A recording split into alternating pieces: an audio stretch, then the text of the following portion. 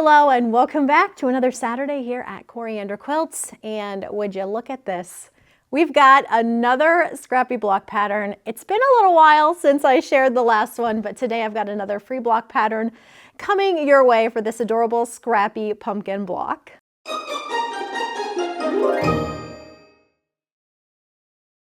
I'm sure some of you are saying, finally, we are getting another Scrappy block pattern. This has been quite a while in the making.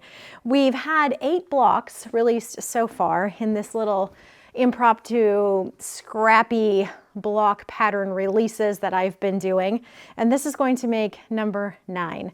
If you've missed any of the previous ones, this is what has been released so far. This is not part of any particular project. It's not part of any, any plan that I have. I've just been releasing these block patterns.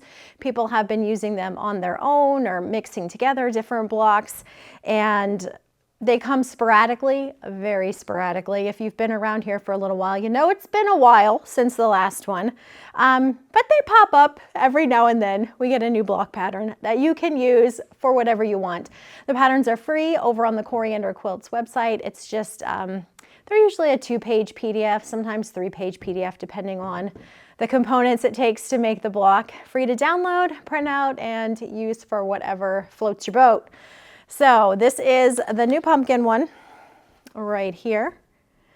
I think it turned out super cute, just a fun fall block. I've got a bunch of these drafted up. It's just a matter of getting the patterns written, the pieces cut and sewn together, and then shared here on the Coriander Quilts YouTube. But there she is.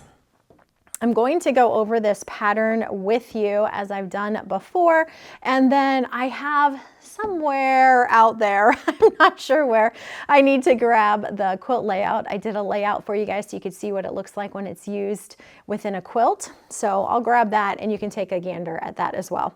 But for this pumpkin, here is, let me move some of these over. I just wanted you to be able to see some of those in case you missed them. And really, if you joined the channel within the last six months to a year, you probably have missed them, because I think it's been at least that long since I shared the last one. So it has been a while. All right, so when we are looking at the pumpkin block here, you're going to find all of your requirements to make just one block listed here at the top. It's a lot of 2.5-inch and 3-inch squares.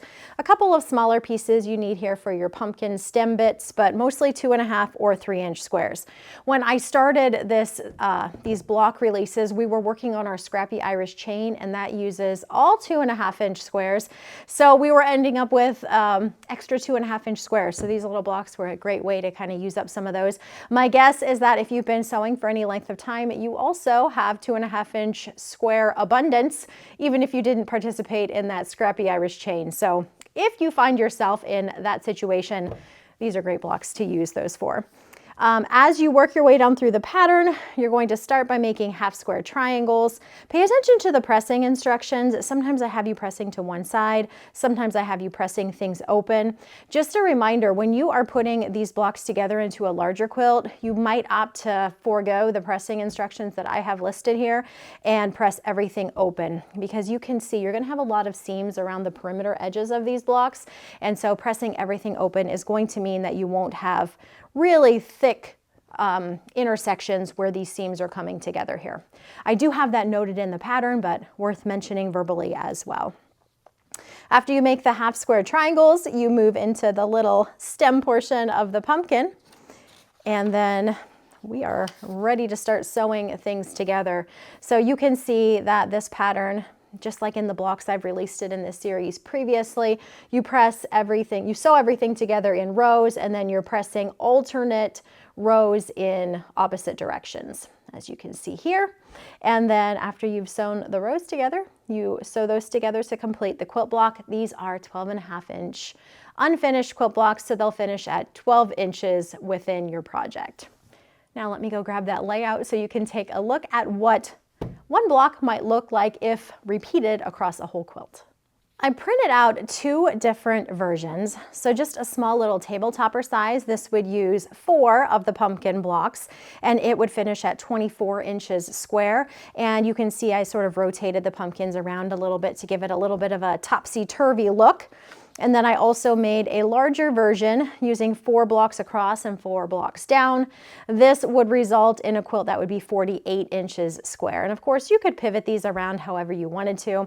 The fun thing about these blocks, aside from the fact that they use up just a ton of your scraps, is that they create this fun alternate little pattern when you put the blocks together.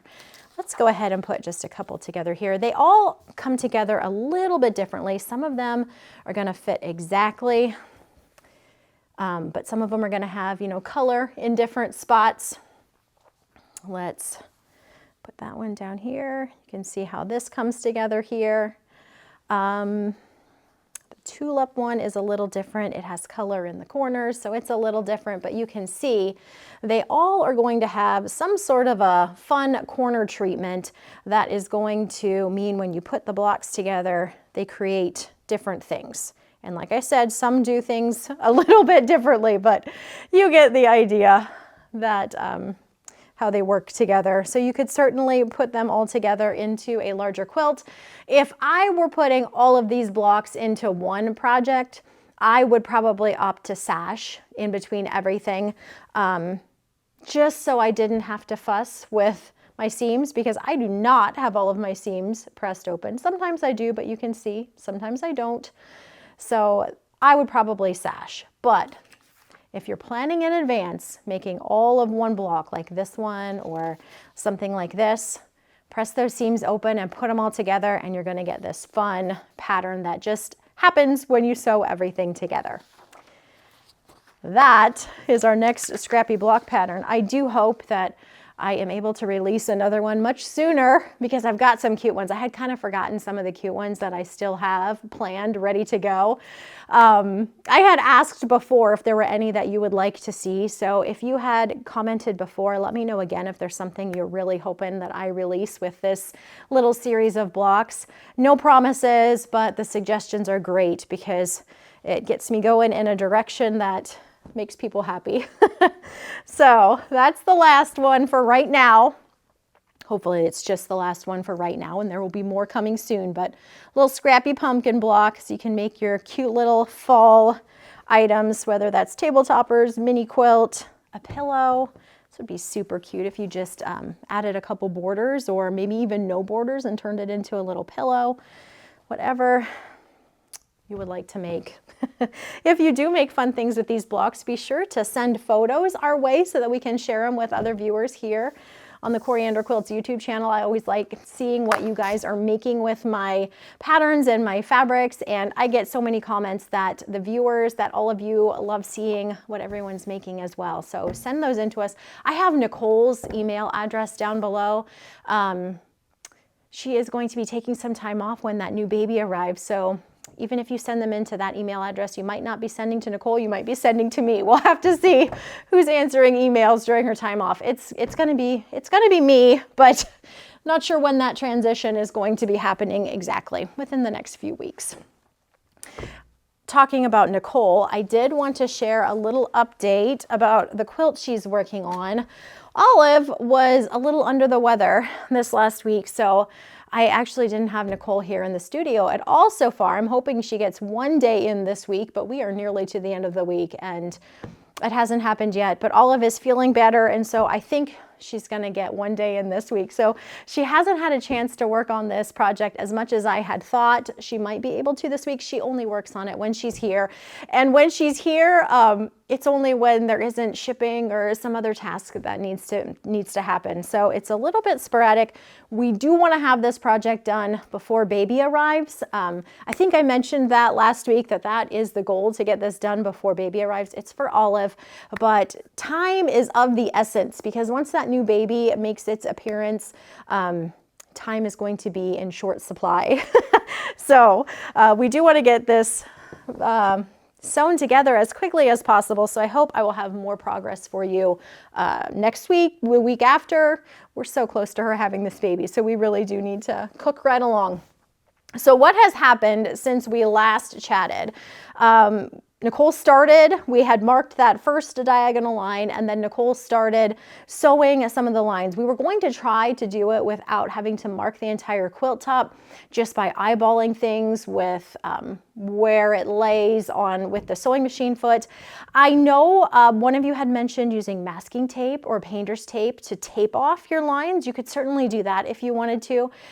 There are different ways that you can get around marking. We decided to go ahead and mark everything. She tried some of the lines without marking, just trying to make them sort of work with the sewing machine foot. We did end up needing to use the walking foot. It was just going to work better. So we were using a walking foot. We tried both my Juki and my Bernina. My Bernina was being a little feisty. I hadn't actually had it out to sew with it for probably a couple years, because I primarily sew with my Juki, and I get out the Bernina when I need to do something that's not a straight stitch. So like applique would be a reason I would get out the Bernina, but I haven't done a lot of applique recently. I used to do it all the time. One of my favorite things to do is applique. I love it, but I just haven't done it recently. So I hadn't had it out for years, and I got it out, and well, first of all, the foot pedal is a little bit, she gives us a little trouble every now and then. So the foot pedal was acting up, and so I swapped it out with my Juki foot pedal, and I don't know if that's what was causing the issue. It just wasn't, it wasn't it. So we went back to the Juki, and that's where we're going to land. But all that to say, we did end up marking everything, which is going to work very nicely. So that's where we're at. We've got, she's got just maybe 1, 2, 3, 4 lines sewn. Everything is marked. And so now she can just sit down and just sew. So that's going to really help. That's going to keep everything nice and tidy and even. And you just don't have to think. You can just sit and sew, which is nice. It takes a little bit more time up front to get all of that marked, but just nice to sit and sew. So that is that project. I did want to give you a little update there. The last thing that I wanted to chat about today is actually going to be a shorter video. Ryan has a very busy week ahead of him, and weekend ahead of him. And so I wanted to make sure that I don't bog him down with a bunch of editing on this video and a little bit of this, a little bit of that, and keep it nice and short. So this is the last little thing I'm sharing today. And it's about this ruler. This is the ruler I chatted about when I was making the Callie & Co. mystery block, and I just grabbed this ruler and I said, hey, here is a way that you can mark these lines if you already have this ruler. And I kind of took it for granted that some of you don't have the ruler, that some of you may not have heard me chat about this ruler previously, and I don't even know if I said the name of it last week at all, because I was answering questions. What is the ruler? What's the ruler you chatted about? And so I wanted to talk about it just a little bit. I first want to say that I would not purchase this ruler just for marking those lines like I did last week. If you happen to already have it, it's another reason that you could use it, but I wouldn't buy it just for that purpose. What I love it for and what I use it for most often is trimming quarter square triangles. You can also use it to make half square triangles from start to finish, but for me, it is the quarter square trimming that is just wonderful, and that's what I use it for.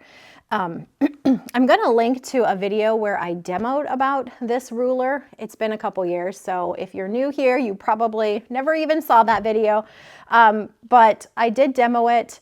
I think it's probably my oldest specialty ruler that I have in my sewing tools. I love it. I can't say enough good things about it. I just really like it. All of that to say, everybody has different ruler preferences, and just because I like it doesn't mean that you are going to like it. It might work great for you. You might think, hey, I've got another ruler I like better that does the same thing, and that is just fine.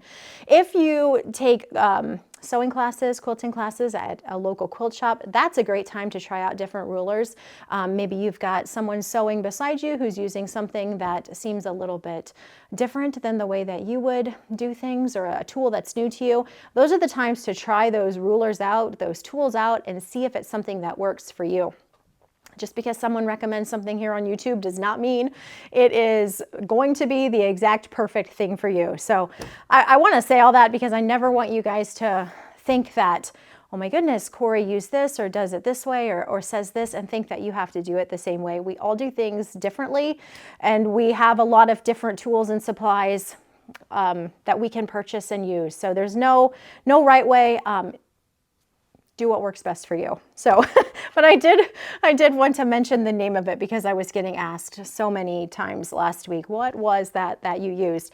But also not something that I would pick up for stitch and flip corners. Just happens to work really well for marking them. But it's not going to improve your accuracy. I wouldn't think on stitch and flip corners, if that's something that you're struggling with, I wouldn't think this is going to be a tool that would necessarily help with that. Just that if you have it, it's a handy little thing that you can do to mark those lines. All right. I think that is all I have for today. If you have any questions, if you have questions about the ruler, questions about the baby quilt, questions about the pumpkin block, I'll put everything that I can down in the description box, but if I've missed something, feel free to ask and I will do my very best to answer those questions for you. Thank you so much for stopping by, and I will catch you again next time.